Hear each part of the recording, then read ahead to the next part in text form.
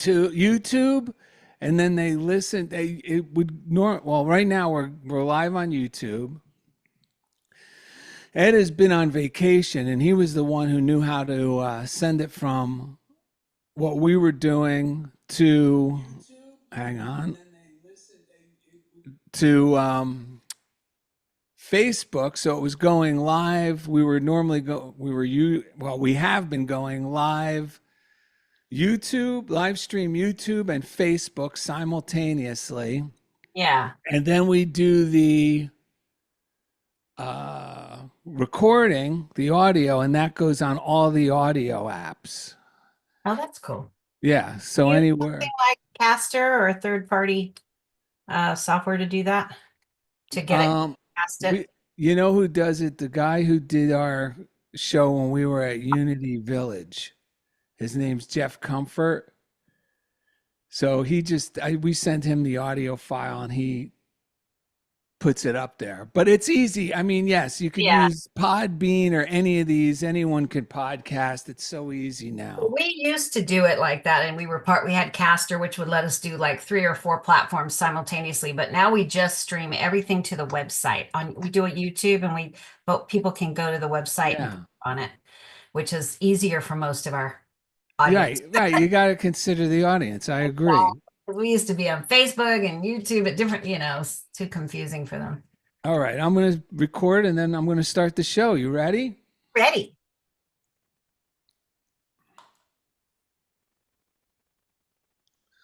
All right. Welcome to The Funniest Thing with Daryl and Ed, but Ed is currently on vacation. So today we're going to be doing the show with our special guest, Reverend Sherry Hursey, the minister at Unity of the Oaks in Thousand Oaks, California. You can see her every Sunday if you're in town. Today's episode is Actually You Can with Sherry Hursey. Keep this in mind, ladies and gentlemen. All limitations are self-imposed. They are often disguised, though, as the harmless-looking word but. New Thought author Emmett Fox describes it perfectly. This is what he says. Students of the teaching of Jesus Christ who would not be deceived by any of the familiar devices constantly surrender their principles and therefore their demonstration to the little word but. Of course I know that God is the only power, but. Of course I know that God is omnipresent, but. Of course I know that God is love, but.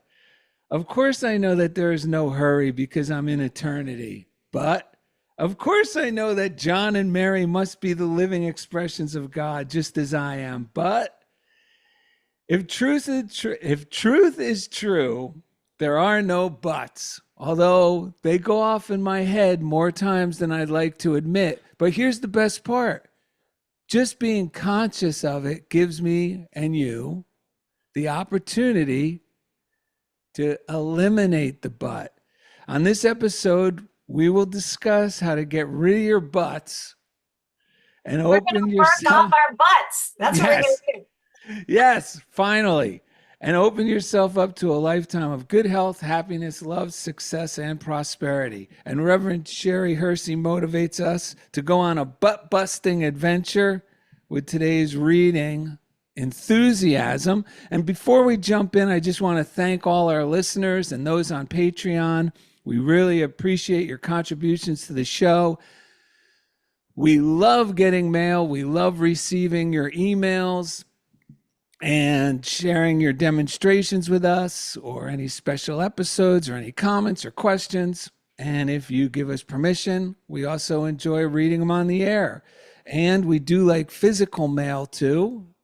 If you want to send us a letter, you could send it to Funniest Thing, P.O. Box 1312, Culver City, California, 90232. And I want to thank Jeff Comfort. He's our audio guy in Kansas. I was going to say Kansas City, Kansas. I'm not sure where he is in Kansas, but I do know that he uploads our show to all the audio podcast channels. So if you're listening to us instead of watching us on YouTube, we can thank Jeff Comfort because each week he takes us right into the comfort zone. Yeah, I pulled that off by myself. Normally I've Ed co-singing that with me.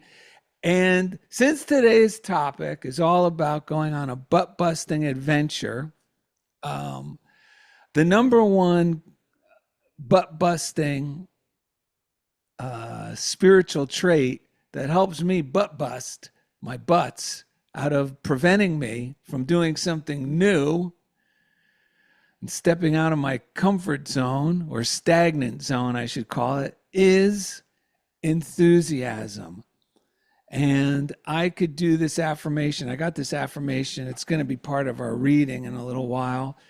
And you could say this to yourself as well. It's, I am enthusiastic about what I do, and I work with effortless ease.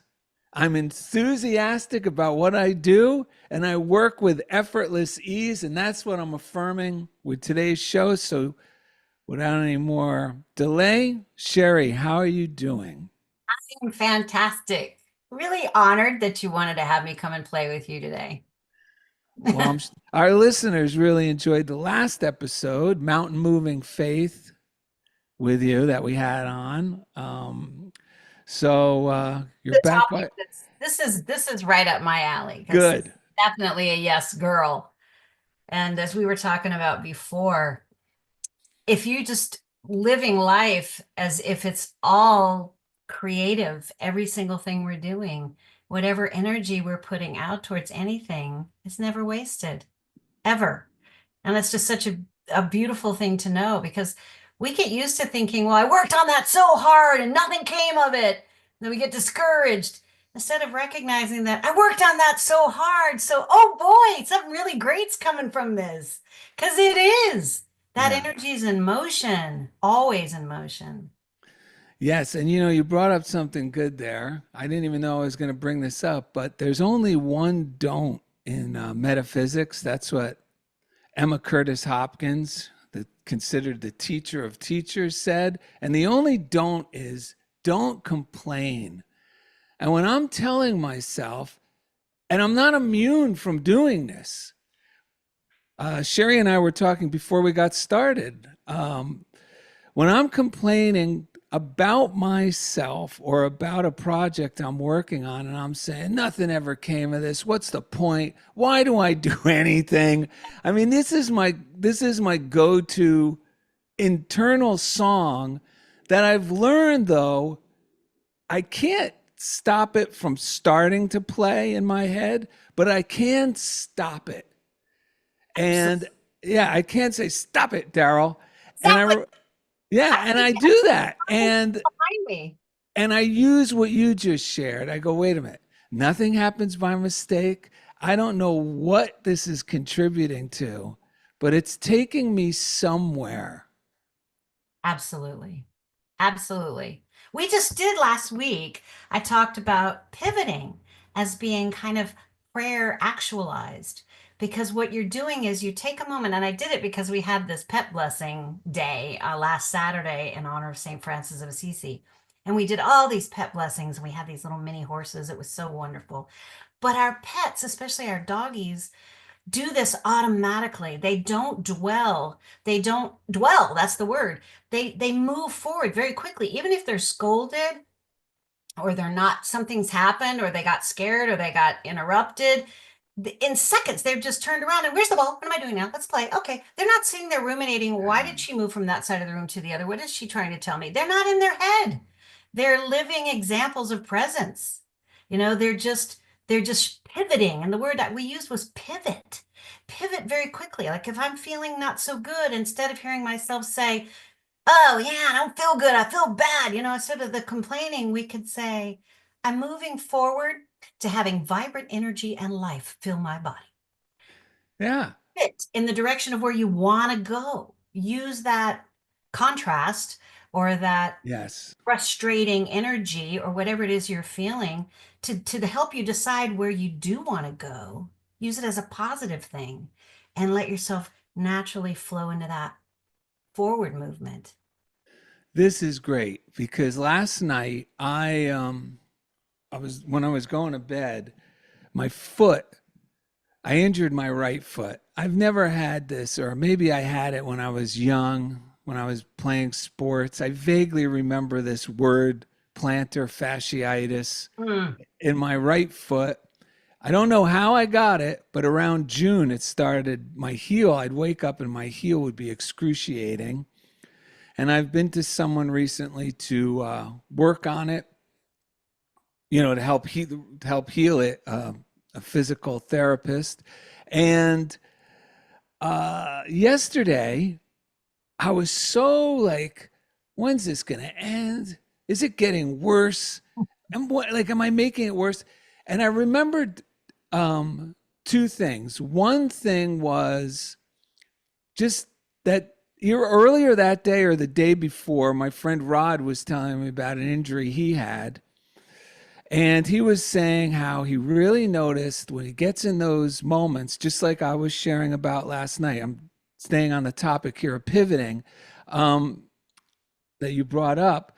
He said he's got to stop cursing it in the moment. And then he starts just sending love to whatever part of the body. Like keep it simple, not try to mentally will it, heal it in his brain, Go but for it. just send it love.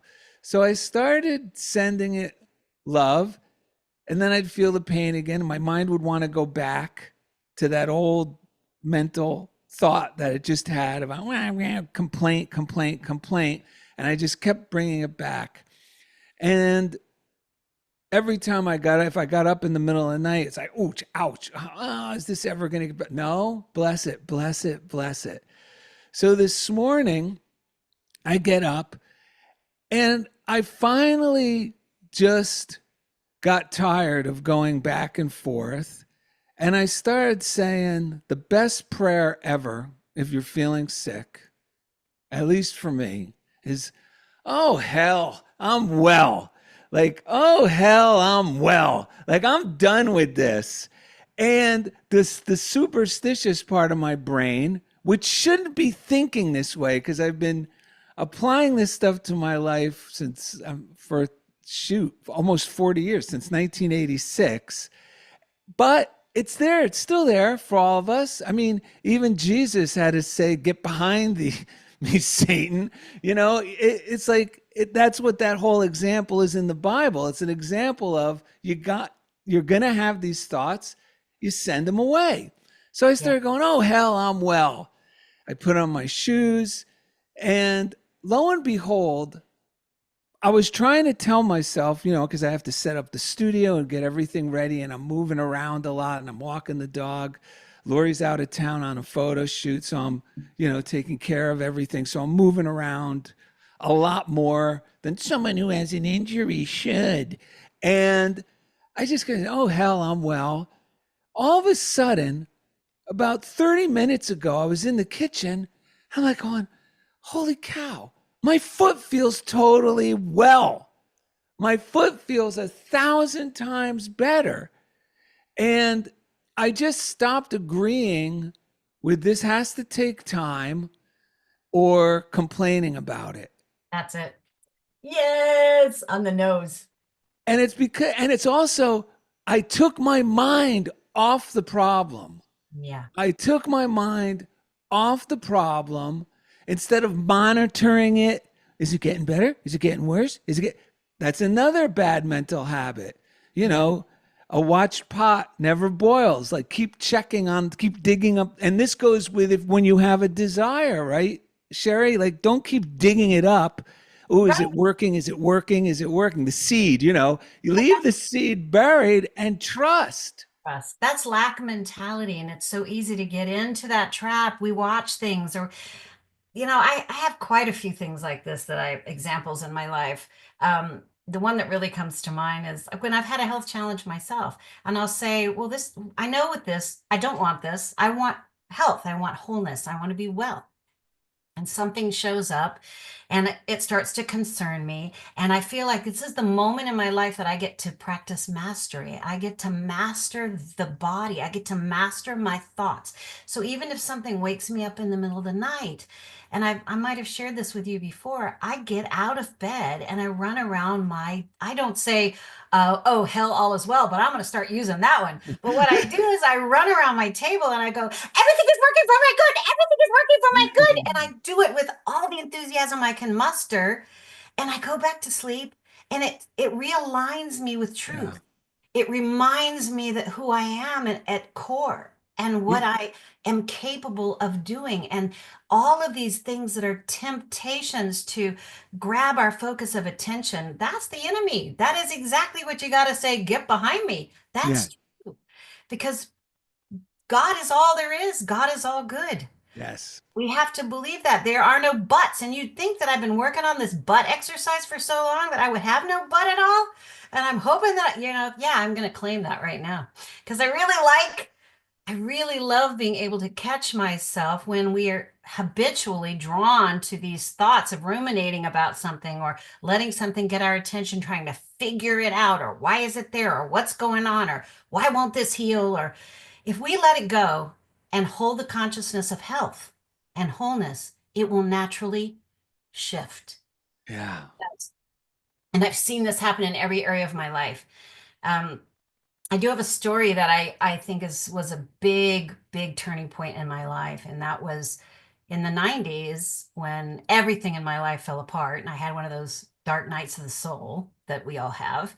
And this was a big deal. I was on home improvement. It was ending. My surrogate mother passed away. My relationship was ending.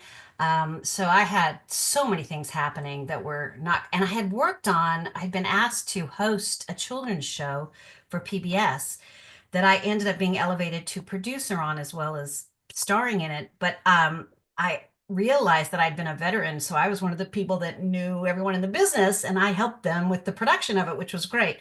And that show ended up, the owner of the company ended up sort of falling out with the studio. And they came to me and said, we only want to work with you. We don't want to do this anymore. So that project fell apart. And I had one of these moments where I thought I was supposed to have worked on this, and I had spent so many months. I had gone to France to pitch it. I had done so many things to work on this show that I believed in. And I thought, God, why? Why is this happening? I thought this was my thing I was supposed to be doing, and it just felt wrong. Just everything felt wrong. And I was so at the end of my rope. And I just sat there weeping on my bed. I'll never forget it. And I finally just got very quiet. And I heard the first time in my life, I heard Spirit speak and say, I was like, why? And I heard this, so you could learn to do this yourself. When I think about it now, it just makes me want to weep. I, I was like, okay, I'm listening. And then there was this battle within me that thought, but I'm not a person who wants to do things for myself. I'm a servant of others. I want to be here to be of service to others, and I can help motivate others, but how do I do this for myself? This was a big block I had. Yeah. And so I pulled a piece of paper, I pulled my little yellow notepad over, and I just put my pen down, and I was like, what do I do? And I had this whole idea come through to me of Lily's Light, this woman with a lighthouse that was supposed to be the metaphor for creativity, how we could go up to the top of the lighthouse and we could say, I am the light that shines on me, illuminate the world I see. And we could go anywhere our imagination wanted to take us. And I knew without a doubt that I was supposed to do this. So I'd never written anything. I didn't have any idea how to produce a movie myself. I didn't know any of this, but I just put down what was coming through Yeah. and trusted it.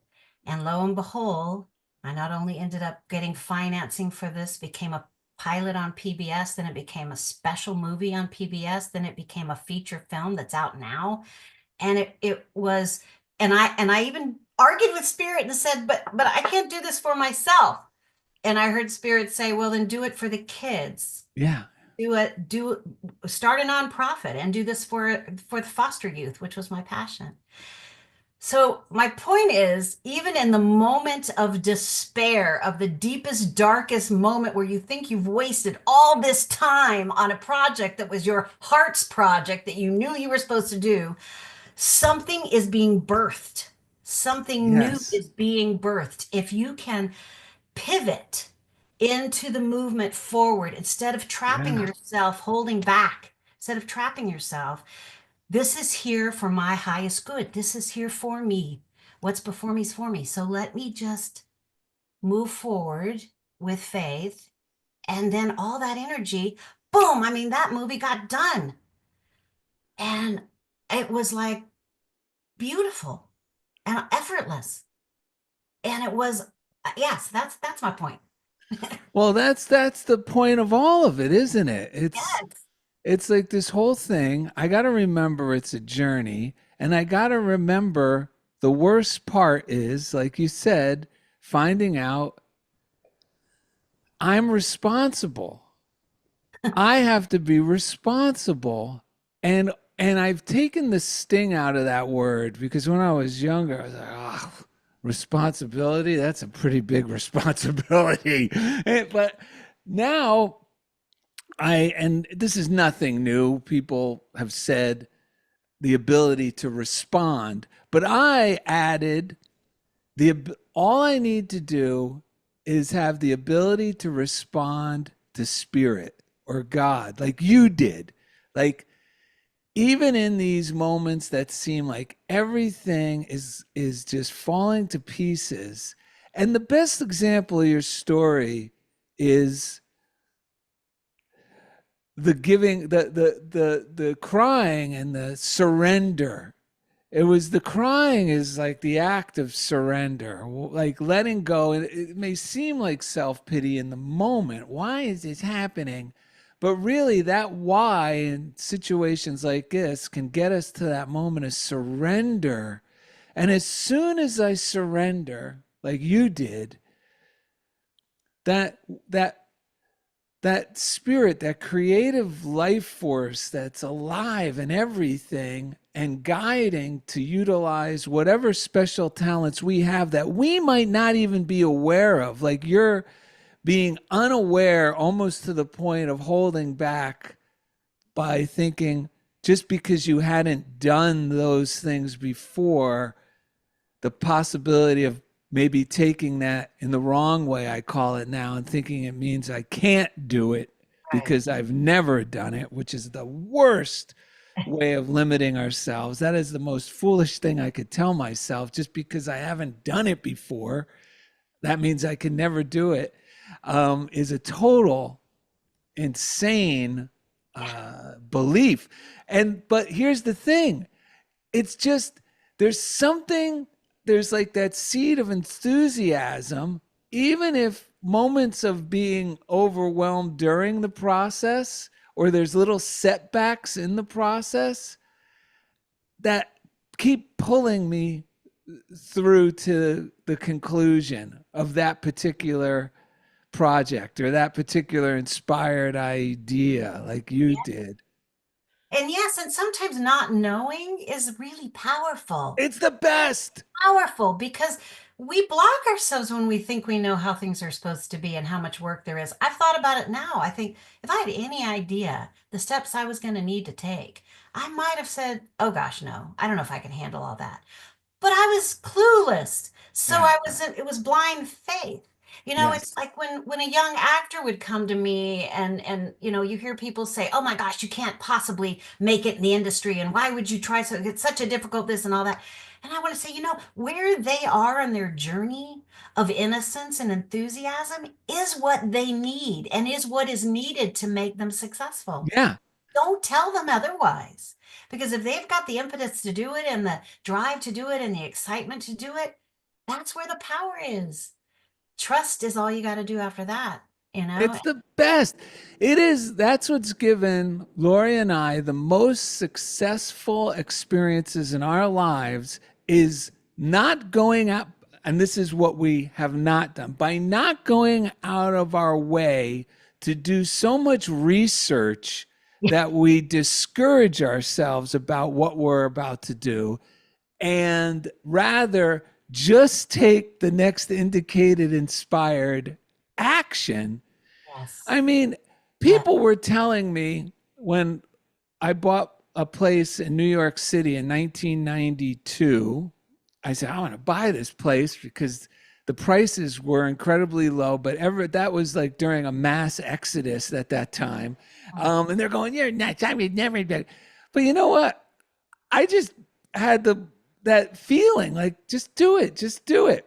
And I had just met Lori. We were just dating, and she was renting a place. She was a young actress at that time, doing stuff on the USA Network. Remember that channel? You remember that channel? And the soap operas. And so she was renting a place for $750. And this apartment complex, this beautiful apartment complex on Gramercy Park with the key to the park, Mhm. like a few doors down from Edwin Booth's home, the Yeah. famous brother of John Wilkes Booth, who was a great actor. The whole family was actors. And then he donated as the Players Club for Actors, his home. And there's a statue of him playing Hamlet, Edwin Booth, in Gramercy Park. Um, I saw it. I said, I could do this. And I figured out the mortgage, the homeowner's fees, the whole nine would come to $800 a month. Now, I'd only been dating Lori at that time for maybe a month. And I told her, you should get one of these. So I said, why don't I just talk to your father? Because even if we don't keep dating, I was always like this in my life. I become like the Pied Piper. Like if something's good that I'm doing, I never suggest anything that I'm not doing. But if I do the math and I see, what's the risk versus the security or the potential for growth, I'll let them know. So I talked to her father. I said, look, this will cost Lori $800 a month to own. And they're at this price, and she could do the down payment. And I figured it out because I did the down payment the same way on a credit card because it was only going to be about 4,000 down. And I said that would be the best money you ever spend on a credit card because most people just buy stereos and silly stuff that, just depletes in value. And I said, with the credit card payment and the mortgage and the maintenance fees, it's $800, taxes, everything, $800 a month to own.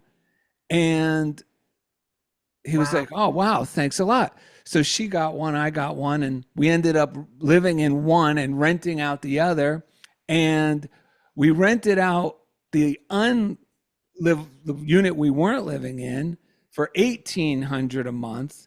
So we were making 1,000. We were paying it and then making $1,000 a month, which paid our rent and gave us $200. But everyone I talked to or mentioned it to said, that's not smart. You're going to buy in New York City. But something told me, and I put it out there for him. The only one who thought it was a good idea was Lori, and she went for it. And now, I mean, and then there were two other people that I had met through Lori's theater company, that were other actors. And the people who did purchase still tell me to this day, I can't stop thanking you for encouraging me to get that place at Gramercy Park. It was the best thing I ever did. And this is like the story, because what I like about what Unity did for me, the best thing it did for me, and all these authors we read from, Emmett Fox and Charles Fillmore, and God, I can go on and on and on, Eric Butterworth, um, Florence Scovel Shinn, Catherine Ponder.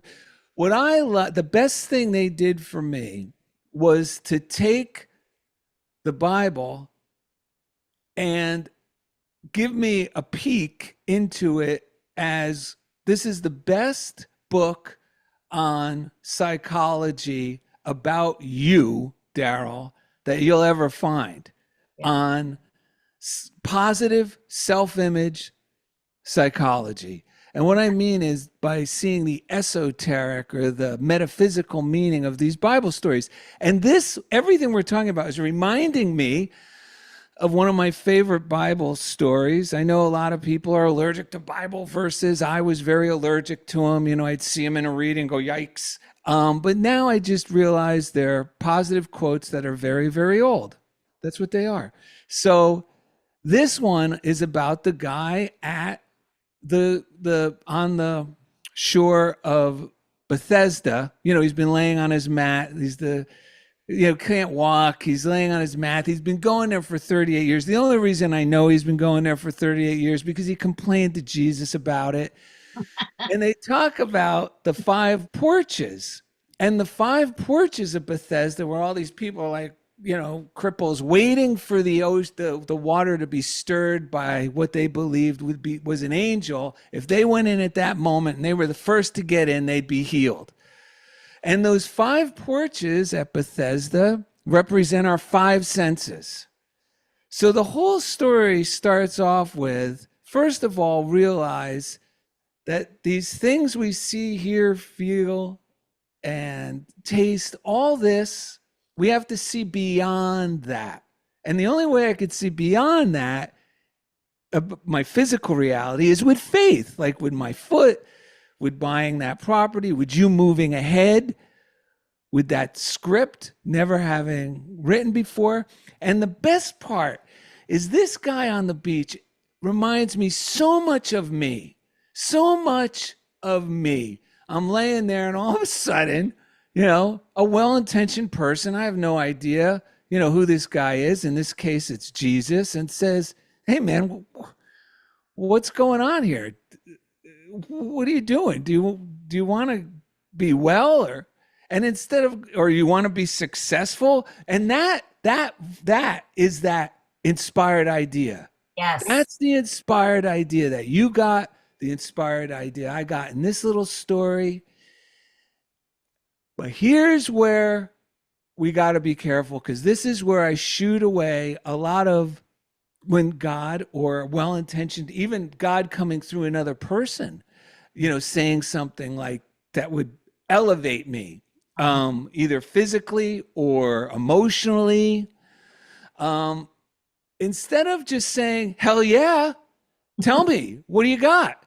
Instead, well, you don't understand. I've been coming here for 38 years. And you know what? No one even helps me. When it moves, I can't get there in time. The Republicans run right by me. The Democrats just push me aside. Nobody helps me. I mean, that's what it's like when we complain. And you know what? Jesus doesn't even listen. He just says it again. Do you want to be made well? Do you want to feel better? Do you want to be a success? Yes. And finally, the guy just looks at him. He doesn't even respond.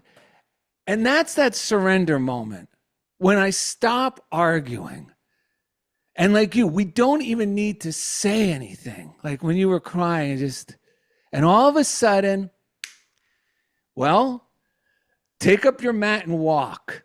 Meaning, then just go in this direction. And taking up the mat is meaning I'm going to now let my consciousness go up into the affirmative, to believe it's possible instead of sitting on my consciousness. Nope. You don't understand. My rheumatism, my arthritis, my foot, whatever it is, or my parents, or whatever. And I'm confessing here, folks.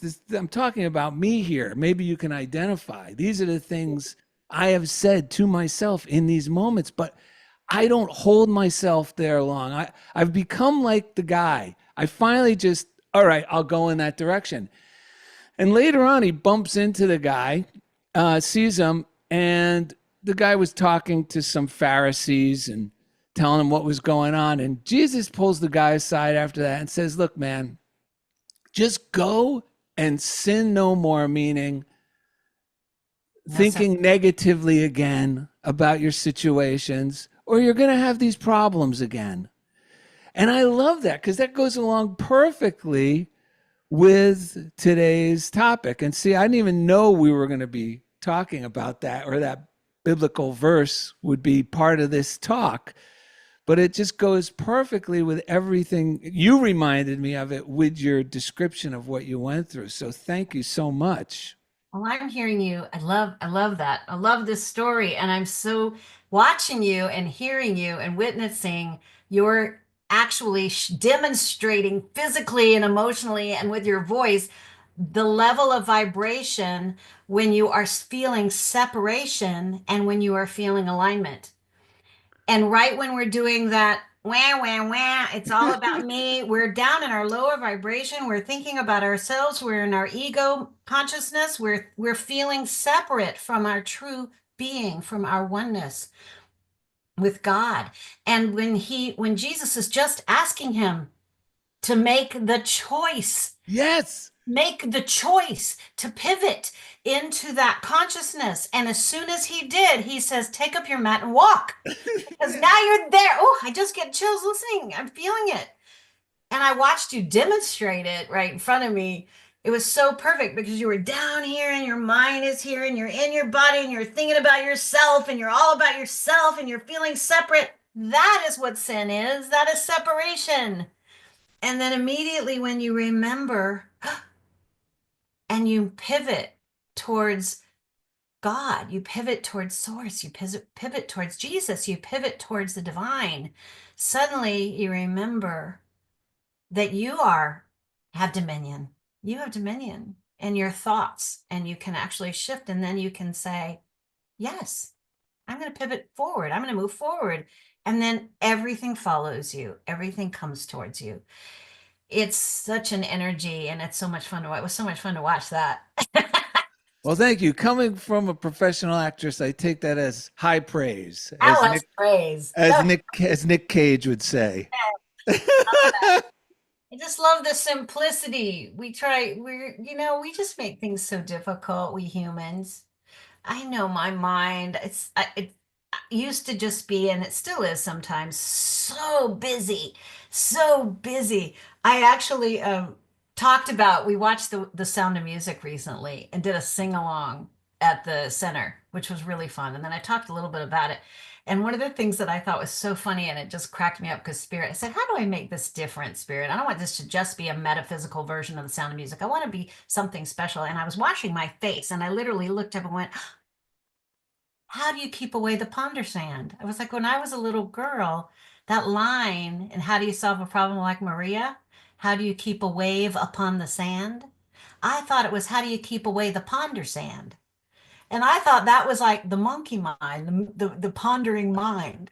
And that was what I sang. How do I keep away the ponder sand? And I would think about it, and it would be such a special meaning to me. And then I realized that wasn't the lyric at all, but that's the lyric I heard.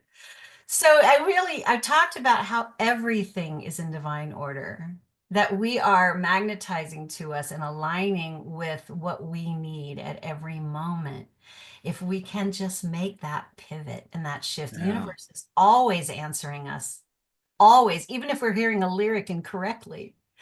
If you're listening to two people have a conversation and they're not even on the same page, it's fascinating to watch, but they're still having a conversation. One of Yeah.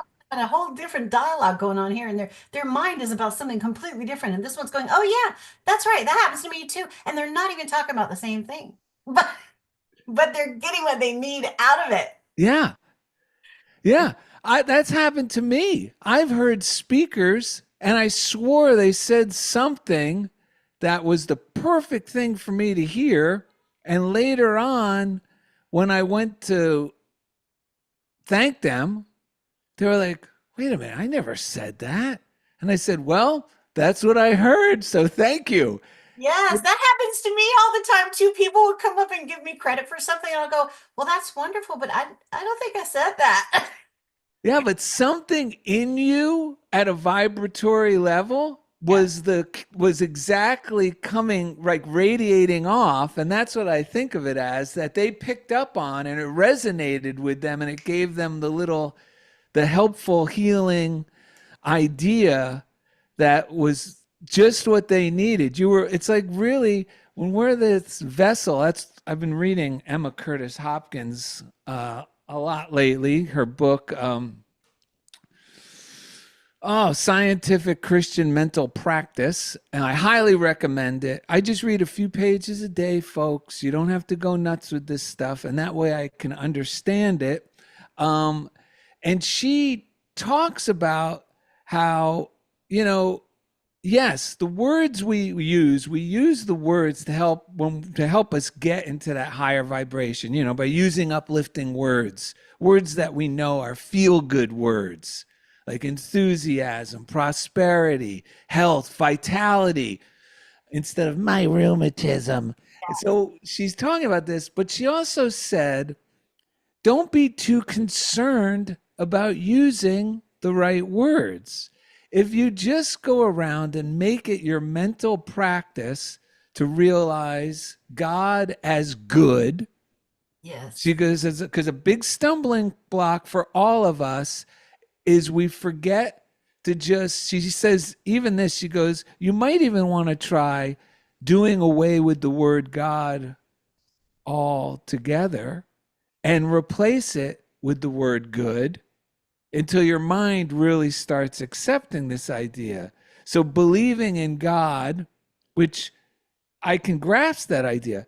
But when I I say, am I believing in good? Meaning, am I believing in a good outcome in this situation? Oh, I'm saying, no, I believe in God will take care of it, but I'm still kind of thinking, well, what if this goes south? Then I'll do this. Or what if she says this? Then I'll say that. Well, then I'm not really believing or rehearsing good. yes. Okay. Yeah, I got to jump in here Jump because in. that is because I what you were talking about earlier, and I wanted to get back to it. There's that missing link. It's like the thing that happened when you're talking about surrendering, when I really surrendered in that moment. But what I know is truth is that it wasn't a surrender from just my ego being exhausted from failure and feeling defeated. It wasn't just poor, pitiful me. When I get to that place of surrender, there really is an absolute faith and belief and knowing that God is all there is, that good is all there is. Yeah. I want to talk, how will you want to phrase it? It isn't about good in necessarily the way I see it or the outcome I'm expecting, but it is knowing that with God all things are possible and that I am safe. I am taken care of. I am held in the hands of grace. Every outcome is for my highest and best, and that it is all good. And remembering that truth and knowing that truth, no matter what it looks like on the outside, is that state of surrender.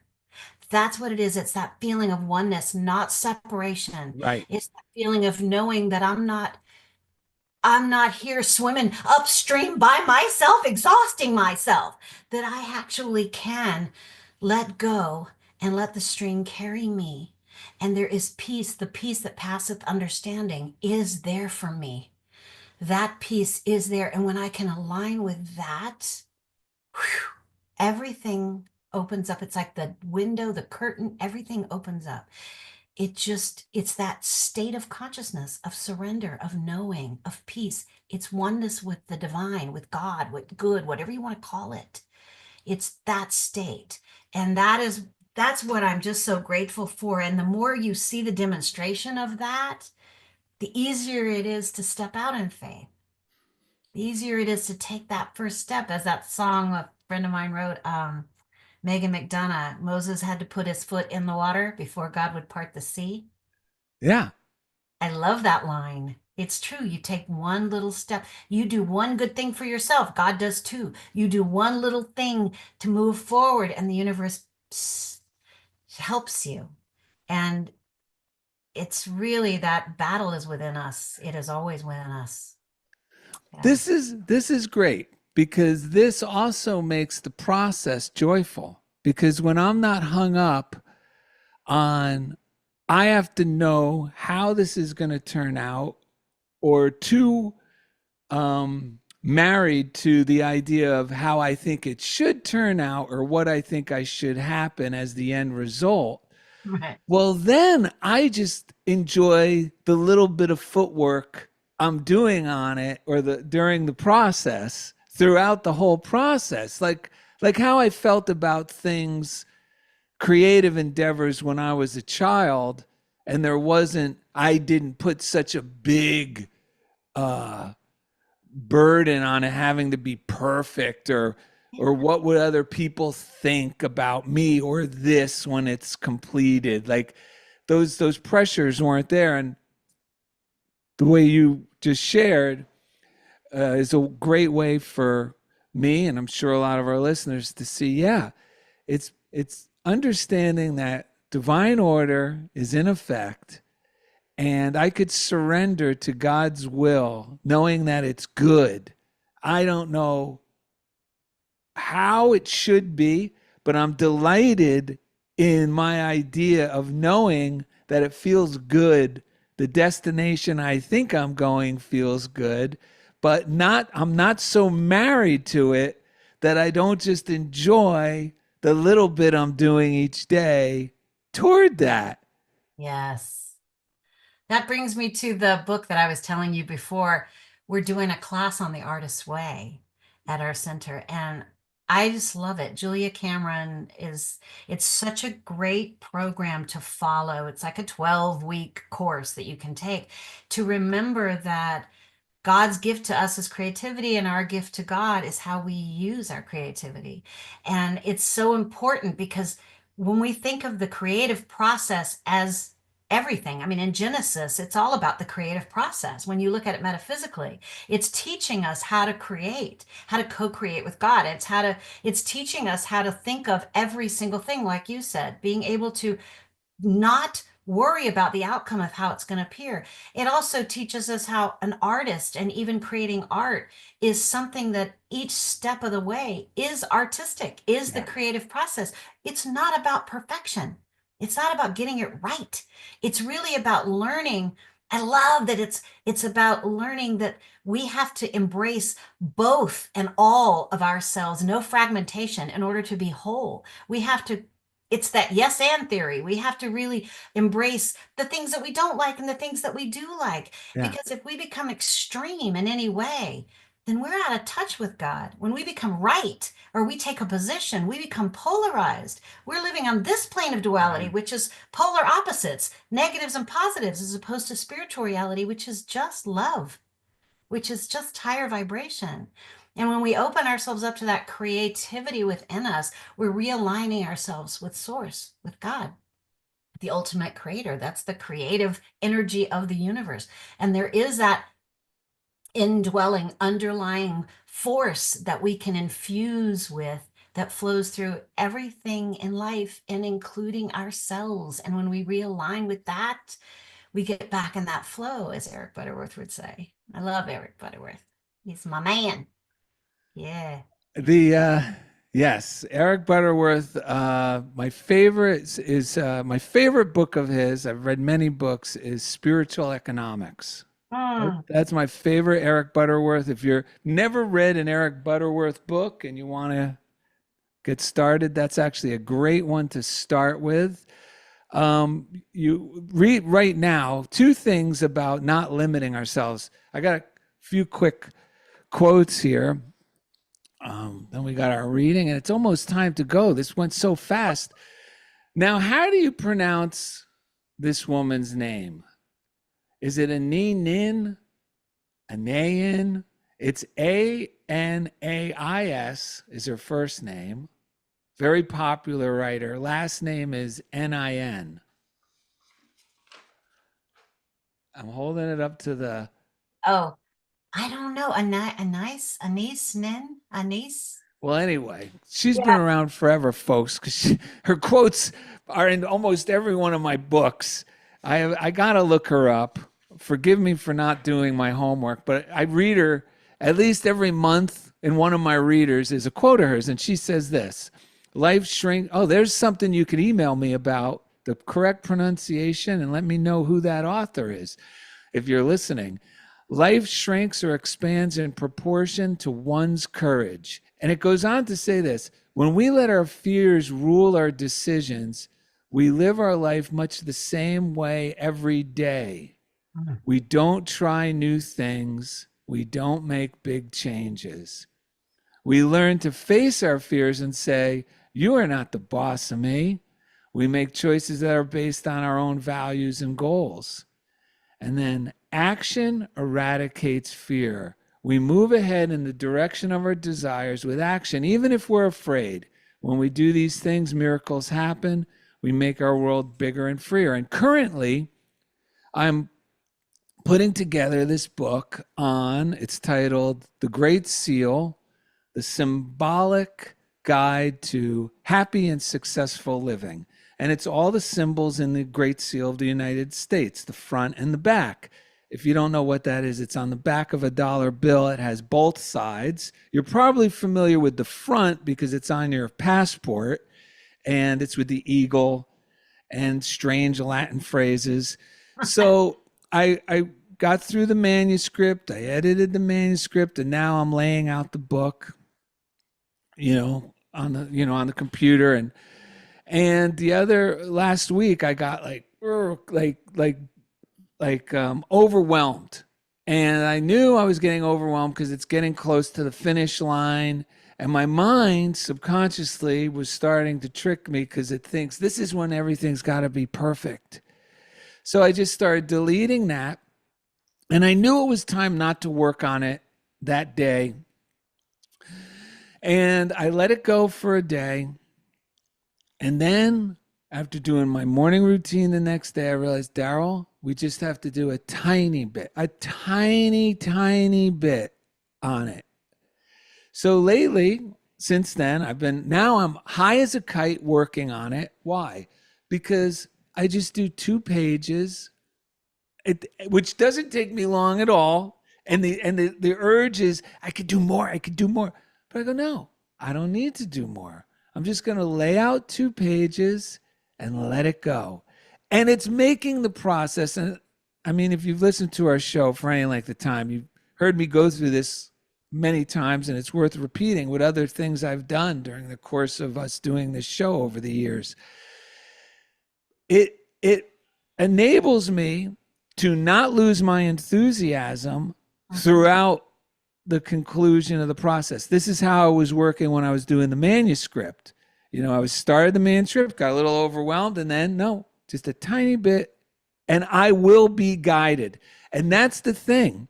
When you take the pressure off, when I take the pressure off, and I'm just doing a little bit each day, that's when I'm open for intuition, for spirit, for God, whatever you call it, for those inspired ideas that contribute positively to what I'm working on. And that is what keeps me high and happy and progressing, moving forward, because that bit of creating in that way, little by little, and without the fear of it's got to get done now.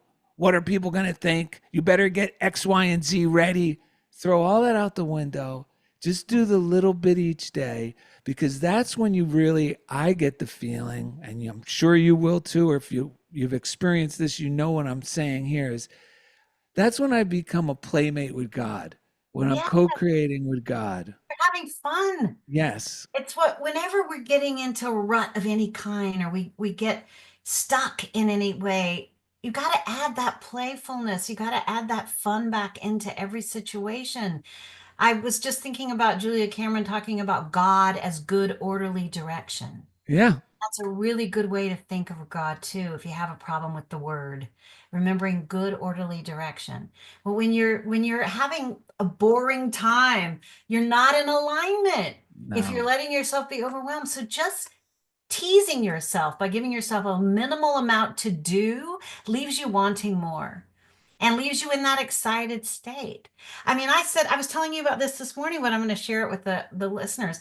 Last night, same thing. I just got back from an amazing few days with my grandbaby, my new granddaughter, and my grandson, who's only 3. I got to see my granddaughter for the first time in Kentucky, and it was just an amazingly beautiful time. So I was very away from my regular routine and what I do as a minister and running my church. And coming back, it was like, woo, oh my gosh, I got all this stuff to do before Sunday. Woo, and I just got back. And I went, no, remember why I'm doing this. There is no set in stone thing I have to do. That's all just monkey mind. That's all old stuff. That's not me. So the truth is, I decided we're going to put our e-letter out. We're going to do a spooky bingo game at the end of the month. And I decided to make a video, a silly video dressed up like a witch. And I had the best time. And Rick and I played until 1 o'clock in the morning last night making this video. And it's inspiring and it was fun. And it was like just remembering who we are through the process. Because if you're not creative and you're not allowing yourself to be open to that channel of creativity, you're disconnecting from source. Yeah. Really, really important to be open, and it's safe to allow yourself to be open to play. It's what we're supposed to do. I mean, isn't that, I'm not going to say it right, but I think of the quote from Jesus all the time of I came so that you would have life and have it more abundantly. Yeah, I think you nailed it. I think that's exactly what he said. Yeah, so we enjoy what you love, do what Yeah. you love, and do it with enthusiasm.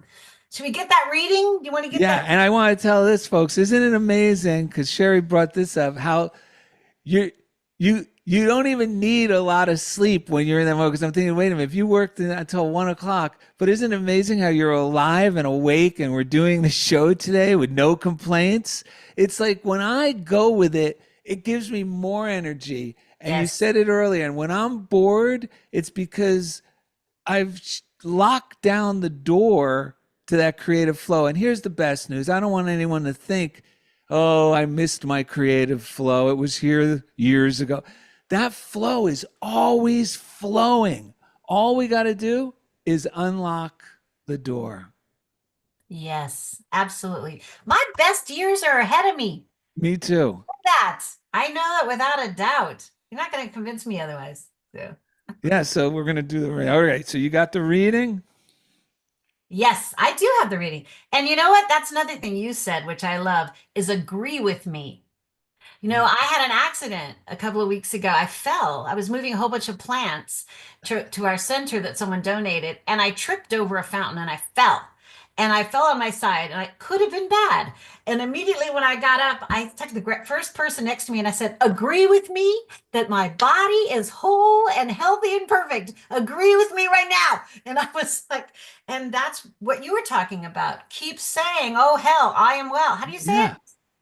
How do you say Oh hell, I'm well. it? Well, It's that's it. almost yeah, Me. it's almost like how the Little Rascals would say it. Oh hell, I'm well. Well, I might have to write a song on that one. Okay. So here's the little reading. You want me to do it? Yeah. By Unity Minister Joyce Kramer, right?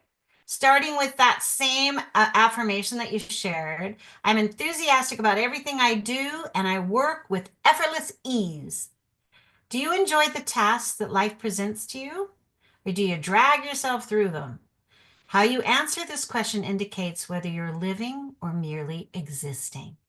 As you develop enthusiasm for what you're doing, you will work with effortless ease. Although, like Edison, you may spend many hours a day working, it will seem the most fascinating and absorbing pursuit in the world. Effort coupled with enthusiasm brings forth creative accomplishment. Amen. Your day, your work, your life are all changed when you work with enthusiasm, which is generated and expressed from within you. Charles Fillmore wrote a delightful affirmation on enthusiasm in his 94th year. Okay, Charles, I'm going to keep up with you. I fairly sizzle with zeal and enthusiasm, and I spring forth with a mighty faith to do those things that ought to be done by me. Say it, believe it, and express your enthusiasm in everything you do. Work with enthusiasm as though you were working for the Lord rather than for people. And that's from Ephesians 6:7. Wow. Amen. And before I let you go, I did find something, another little story on TMZ about you. It's it's tough being a celebrity, Sherry, but here we go. This is from years ago. You might not even remember it. At Sunday school, the preschool teacher was concerned that her students might be a little confused about Jesus Christ because of the Christmas season's emphasis on his birth. So the teacher asked her class, "Where is Jesus today?" Stephen raised his hand and said, "He's in heaven." Mary called out, "He's in my heart."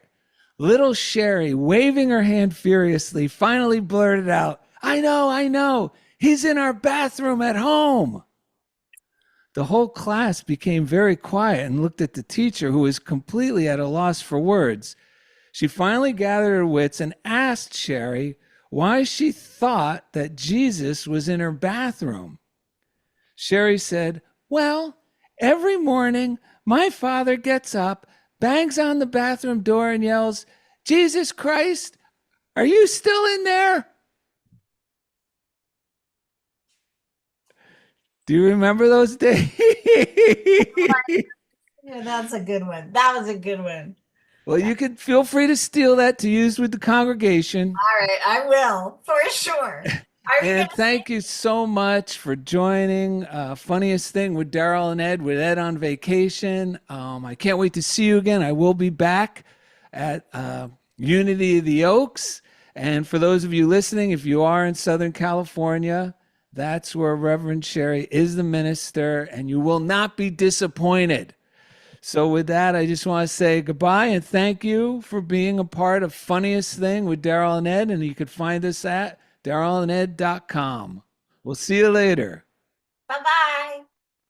Thank you, Sherry. That was fun. Thank you so much. You made my day. Aw, ditto. Big All love. right.